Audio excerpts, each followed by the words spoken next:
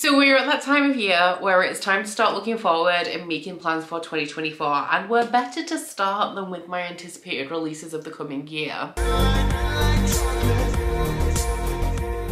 Now, I do feel like I need to preface this by saying that I am not your girl if you are looking for new debut authors, debut releases in like the fantasy or romance genre, or if you're looking for things that just kind of like sound good, you're not necessarily gonna find them here, which I know isn't a great selling point for this video, but my anticipated releases are essentially books that I'm definitely going to buy, and I'm only definitely going to buy them if they are either by an author that I love or like the next in a series that I'm currently reading that I'm up to date on. And I think there is just one in here that sounded good, so I pre-ordered it, and because I already have it pre-ordered, it makes my anticipated releases of 2024 list. I do also want to say that if there is a release in a series that I'm not up to date, I haven't included it in this list because ideally I shouldn't be reading it in 2024 unless I can catch up, and I'm currently not in that position. So I know like the final Plated Prisoner book is coming out, the third Belladonna book, the last or third, I'm assuming it's last, Atlas 6 book, and a whole bunch of other stuff, but because I'm not up to date in that series, it's not yet on my anticipated list, although with some of them, like I know the Atlas Paradox for sure, I'll end up getting the Fairy Loot version, so I will end up with a copy of it. But we will be moving through these in chronological order. Some of them I know more about than others, and the first one is one that I actually, by the time that you guys watch this, I should already have 2 copies of this because it's released on the 18th of January. It is definitely one of my most anticipated releases of 2024, but the subscription boxes have it early, and that is Faebound by Sarah El-Arifi. So the reason why I'm so hyped about this is that Sarah El-Arifi is the author of the Ending Fire trilogy, which is comprised currently of The Final Strife and The Battle Drum. I don't think book 3, well, book 3 might come out in 2024, but it doesn't currently have even like a placeholder on Goodreads. But if that could come out in 2024, that would be great. But The Final Strife I read in 2022, and it is one of the best starts to a fantasy series that I have read in a long time. And even though I only gave both installments 4 stars, it definitely cemented Sarah El-Arifi as kind of like an auto by author for me with every new thing that she releases. And I am, like I said, right now I don't have a copy of this. By the time you watch this video, I will, so I'm hoping that maybe I could squeeze in this book by the end of the year. It's obvious as well that one of the buzzwords for this book for me is the fact that it also contains fae. In this book, we are following a woman who lives in the Elven lands. Herself and I think her little sister, who is a diviner, are exiled from the Elven lands and end up stumbling across the fae cause. So something that I find particularly interesting about this one is that it contains both the elves and the fae. Normally we have one or the other. I don't think I've ever seen both in like a really well constructed high fantasy world. I don't think I've seen both the fae and the elves outside of just like paranormal romance that I've stumbled across. So I'm really interested to see what this one holds. I don't know too much about what the actual plot is. It has fae in the title. It's by Sarah El-Arifi. I'm gonna buy it. On the 30th of January, we do of course have House of Flame and Shadow by Sarah J. Maas. This is begrudgingly one of my most anticipated releases of the year because we all know that I'm not sure how I feel about the end of book 2, and if book 3 was never released, then I'd never have to definitively find out how I think about the end of book 2. But the first book in this series, House of Earth and Blood, is like my favorite book of all time, which is what made book 2 so disappointing for me. But book 1 is following a half-fae woman named Bryce Quinlan, who is tasked by the Archangel of Crescent City, who is like essentially the ruler, with investigating a string of murders. Now this is a murderer that they had thought they previously caught, but it seems that he is at large again, and Bryce is tasked with solving the murders because she has a personal tie to them, and because it's such a dangerous task, she's assigned the fallen angel Hunt Athalar to be her bodyguard. It's a urban fantasy, a fantasy romance. The first book is about like trauma, healing, recovery, friendship, trust, love, has some really cinematic moments. Book 2 is a lot slower and I didn't really like where it ended. So we'll see how book 3 goes. I actually can't read this as soon as it's released because I'm going to be away from the 1st of February pretty much till the 21st, and I want to be in a place where I can really focus on this book. So it's going to be hard. I'm not going to be on the internet for the entirety of February. I'm just going to post and go because I don't want to be spoiled. I'm hoping that this resolves in a certain way, but based on like teasers and the way it's being promoted, I do feel like it's going to go in the way that I don't really want it to. But you can bet that as soon as I am back in February, I'm going to be knuckling down and reading this, because Sarah J Maas, you know, she's been my favorite author for the longest time.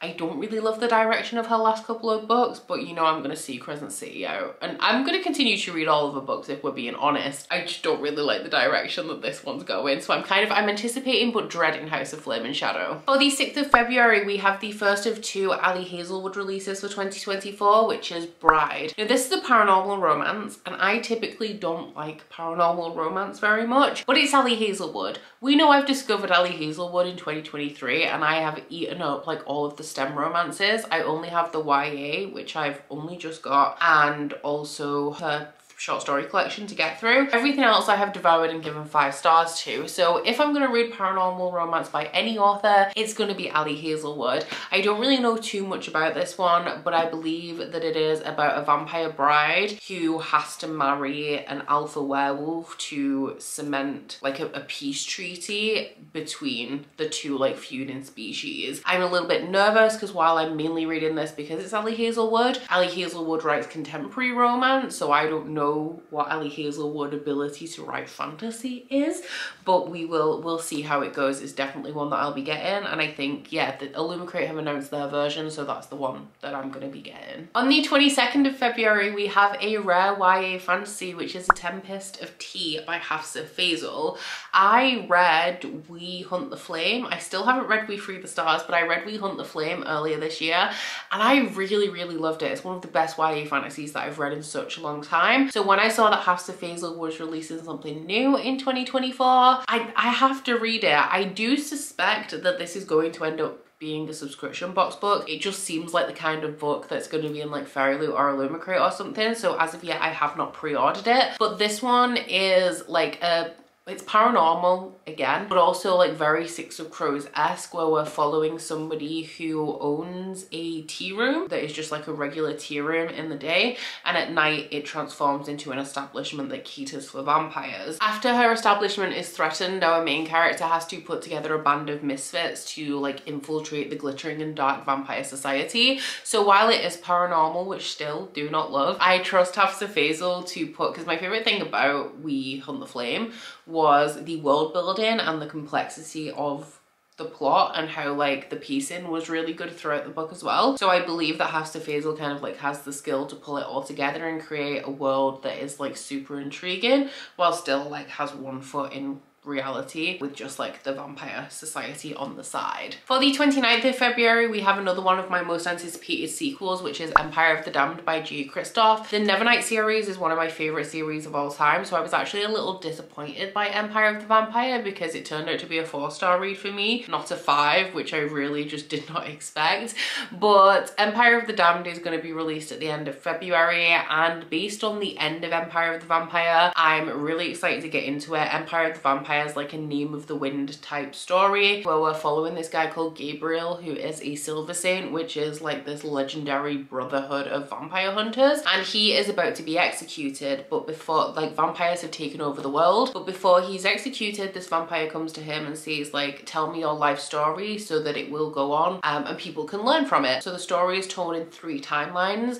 We have the timeline where Gabriel is telling his story, which is the most present one, and then we have way back in the past, like his early days growing up joining the Silver Saints, and also in the middle, I would say, of his career, where he is embarking upon this mission to find the Holy Grail, which is like this legendary item. It had J. Kristoff's like signature like drama, atmosphere and metaphor, and a whole bunch of plot twists. I just think that, like, as somebody who has read and loved Nevernight, Empire of the Vampire didn't push the bar any further. It was a very similar story with very predictable twists and like pacing if you are familiar with J. Kristoff, so it was still really good. It just didn't really push the bar any further than Nevernight for me, but I am really excited for Empire of the Damned because there was one plot twist in Empire of the Vampire that I did not see coming, and I'm hoping that as the story progresses, like that kind of thing escalates throughout. For the 7th of March, we have The Warm Hands of Ghosts by Catherine Arden. Now this is also a topic that I don't love because this is set, I'm pretty sure, in World War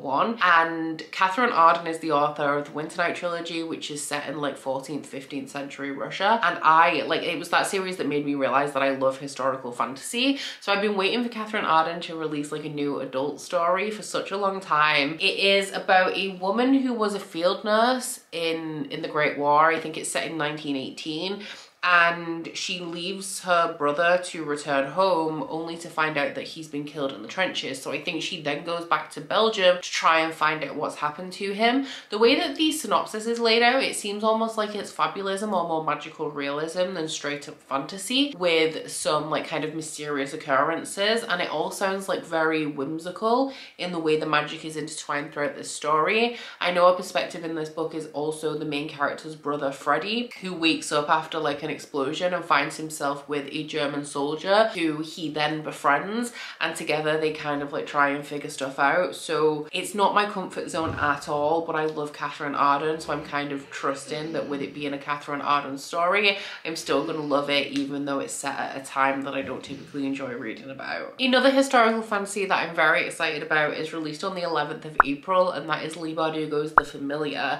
I'm a big Leigh Bardugo fan. I still haven't read Ninth House and I know that I need to, but I really love Leigh Bardugo's YA. Even having read some of it as an adult, I think that she's a very talented writer. So for her to release a historical fantasy when that is like a subgenre that I've discovered pretty recently that I enjoy, I'm interested, I'm intrigued. So this one is set in Spain's Golden Age, which I think is around like the 15th, 16th century, which is the time period that I do really like to read about. And it is following I think it's like a scullery maid who has some sort of magical ability, and when the lady of the house finds out about this ability, she starts to use that magic or make the girl use the magic to further the family's position in society. But the plot gets a little bit more complicated when the disgraced secretary of the King of Spain gets involved, and I think that he would like to use this girl's magic to help with the war between Spain and like the heretic Queen of England. It seems like something I can really get invested in. For some reason that is like my sweet spot, like I guess the 15th to the 18th,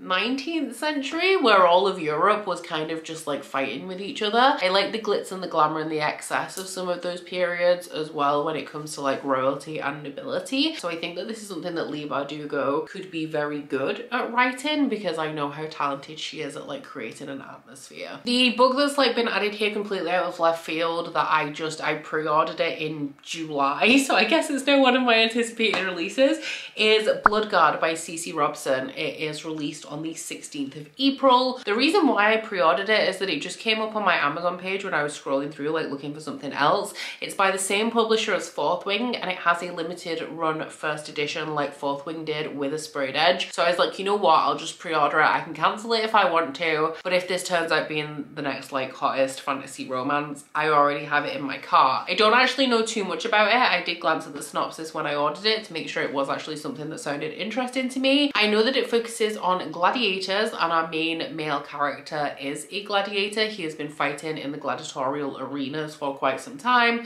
and I think our female main character is an elven princess, and for some reason there is like a feud, like the gladiators and the elves do not get on. That is all I know about it. I'm intrigued to go in blind. I don't read enough books that I haven't heard anything about that I'm just picking up because they sound interesting, so hopefully I haven't made a massive mistake with this one. Released on the 7th of May, which is Gavin's birthday, is Lore Olympus Volume 6 by Rachel Smith. This is Volume 6 in the Hades and Persephone webcomic. It is available to read for free online if you guys do like to read comics that way. I like to wait for the print bind-ups, but this is a retelling of Hades and Persephone featuring the majority majority of the Greek gods, and it modernizes them, like it brings them into like Olympus as a city, and it is following the story of Persephone as she has come to Olympus to study and finally like break away from her mother, where she meets Hades. Now we know that the original myth of Hades and Persephone is really quite dark, but in terms of the actual relationship between Hades and Persephone in this comic, it is so slow burn and the most wholesome thing. That being said, something that I really love about the Lore Olympus series is that Rachel Smith does not shy away from the harsh realities of some of the original mythology. So there is content warnings in here for things like sexual assault and domestic abuse. Technically, I'm not up to date on this series because I haven't read volume 5 yet, but for the last 2 years, this year being the 3rd, I have read a volume of Lore Olympus on Boxing Day. So I've been saving volume 5 for that, and potentially by the time you're seeing this, I will be up to date on this series. I am actually going to San Diego Comic-Con in July next year, and with that being released in May, I may try and get the Barnes & Noble special edition of Lore Olympus volume 6 because the cover is like really cute. The second Ali Hazelwood release is another STEM romance. It is called Not in Love, and it is released on the 11th of June. This one I know very little about. It's just an Ali Hazelwood STEM romance, so I will buy it and I will read it. But I believe that the main character works in biotech, and I don't know if the love interest is a scientist or whether he works in finance, but he's trying to acquire the place where the main character works, I think, and they end up in like a secret relationship. I don't know why it's secret, maybe because he's trying to buy out the place that she works, but I'm here for it. Ali Hazelwood has very like predictable character archetypes as well, which I'm not even mad about because they are my favorites. So while her romances can be quite repetitive and formulaic, I'm still gonna eat them up. On the 18th of July, we have a book that I'm anticipating. I'm a little bit frustrated, but I'm still anticipating it, and that is Queen Bee by Juno Dawson. This one is the prequel story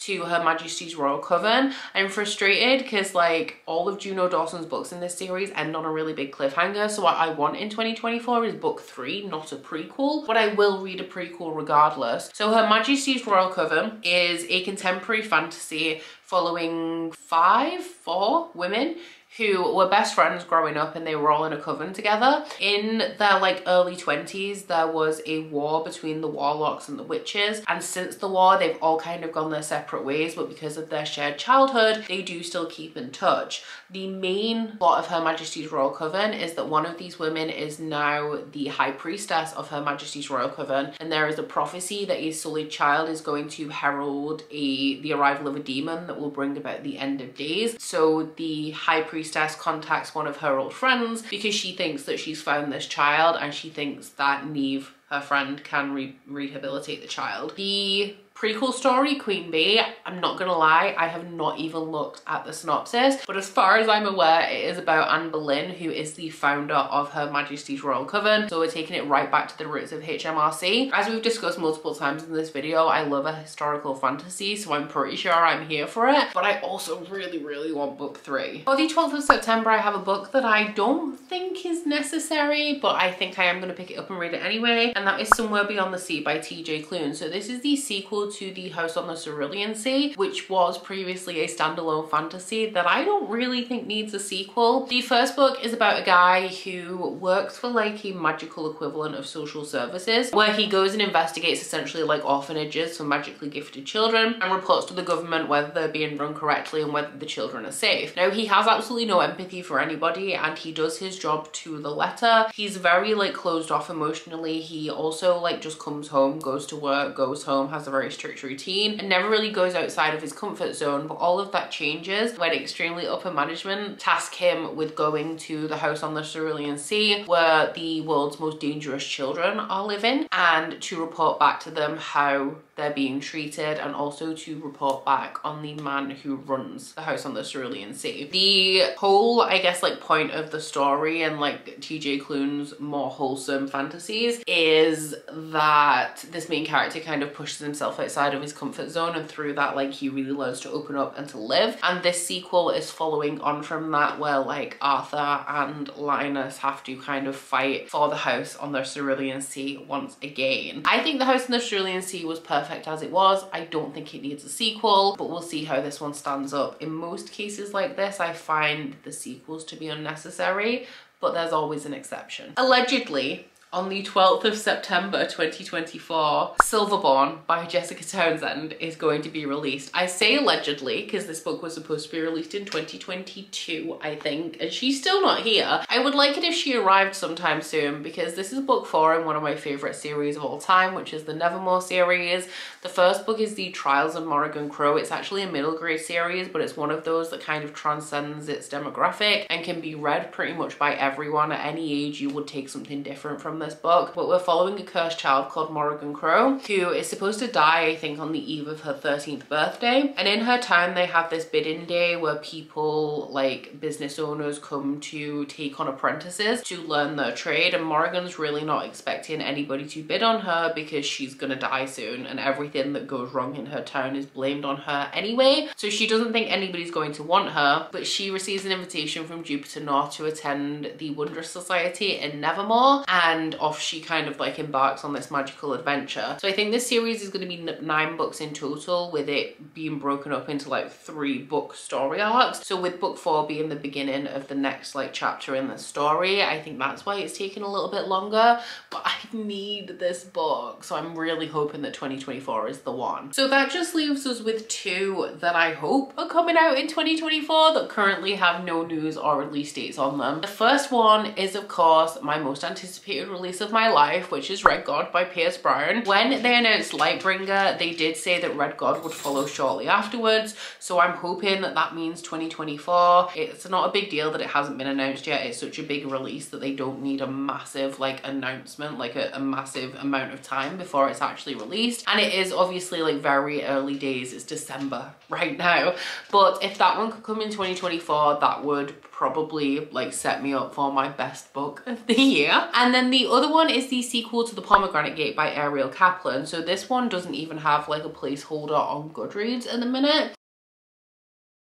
But I did receive another art from the publisher last month, and they said in that email that there would be news on the sequel soon. The Pomegranate Gate is a historical fantasy that was very reminiscent of like the Winter Night trilogy and also City of Blasphemy. So it's one that I'm definitely eager to continue. It has like a little bit of like romantic plot lines in there. It features like a world within a world, and it's set on the backdrop of all of the Jews being asked to leave Spain and trying to like get into other countries and like seek asylum and things like that. So it's one of those historical fantasies that's I guess my favorite type, where we have a fantastical plot line that's kind of mirroring and running alongside and affecting like real world historical events. And while this isn't grounded in any kind of like, I think, exact time period, exact year, it's definitely referencing like kind of real world events that happened. So those are all of my anticipated releases for 2024 so far.